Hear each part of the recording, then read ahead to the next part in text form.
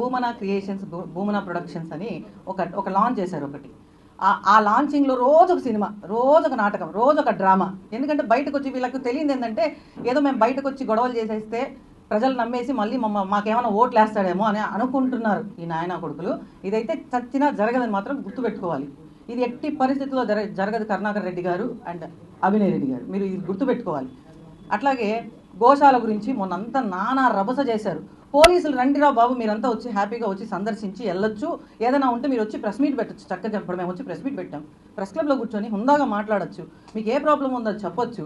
ఎందుకు ఈ డ్రామాలు? రోజుకొచ్చి రోడ్లో వచ్చి పడుకుంటాడు. మొన్నేమో ఆయన ఆడికొచ్చి ఒక వేషం వేసుకొని వచ్చి పవన్ కళ్యాణ్ గారి ఫోటో, చంద్రబాబు నాయుడు గారి ఫోటో అక్కడ ఒక డ్రామా చేస్తాడు, బస్ ఎక్కుతాడు. ఓరే నాయన, అసలు మీ క్రియేషన్స్ మామూలుగా కాదు, దేనికి పనికి అన్ని ఫెయిల్యూర్ అయిపోయి లాస్ట్కి అట్టర్ ఫ్లాప్ మీ సినిమాలన్నీ.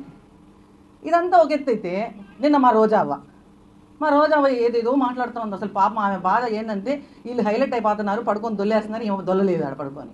కాబట్టి ఆమె బాధ ఆమెది. ఆమె కూర్చొని ఏం మాట్లాడాలని, నన్ను గుర్తించండి అని ఆతృతలో గతంలో ఒక రిపోర్టర్